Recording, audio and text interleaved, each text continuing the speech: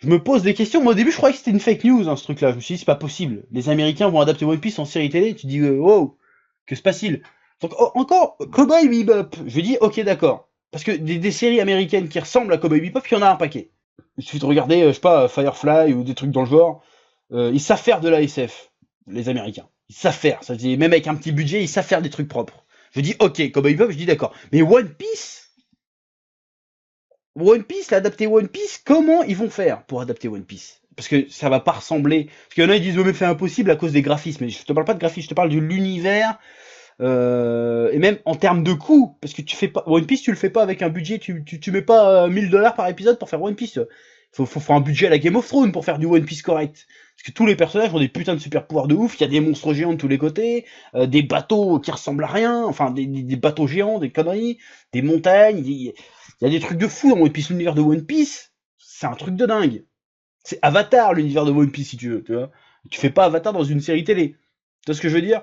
Donc moi, je me demande comment ils vont faire. Même pour rendre des personnages crédibles. Genre Zoro.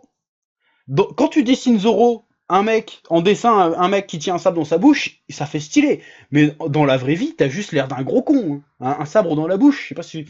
T'as déjà mis un sabre dans ta bouche? T'as l'air super con. Hein. Même les cosplayers, en général, ils évitent de mettre le sable dans leur bouche parce qu'ils ont l'air cons. Mais des fois, ils le mettent, mais ils font un angle stylé, tout ça. Mais dans la vraie vie, déjà se battre, même faire semblant de se battre, même s'ils rajoutent des effets spéciaux, comment ils vont faire? Bon, bref, peut-être qu'ils vont le faire, j'en sais rien, mais ça va rendre chelou. Il aura pas les cheveux verts non plus, ça sera juste, voilà. Donc moi, je pense qu'à tous les coups, je vois le truc venir. Ils vont faire un espèce de mélange entre Pirates des Caraïbes, genre ils vont faire un univers de pirates, mais un univers de pirates un peu cradingue, un peu crado. Euh, Avec un petit côté Heroes. Genre, il y aura très très peu de super pouvoirs dedans. Je sens le truc venir. Genre, ça va être une espèce de série fantastique avec des pirates, en fait. Bah, comme ce qui est One Piece, mais ça va être genre, oh là là, il a le pouvoir de changer de machin. Ils vont rencontrer un mec avec des pouvoirs par saison, tu vois. Il y aura pas des gros trucs de fou, quoi. Je pense que ça va être ça. Ils vont peut-être même mettre des scènes de cul dans One Piece. Parce que maintenant, pour faire du. Parce que en plus, c'est sûrement une chaîne du câble qui va diffuser ça. Moi, je te dis, ils vont mettre des boobs dans One Piece. Mais enfin, il y a déjà des boobs dans One Piece, mais là, ils vont mettre du cul.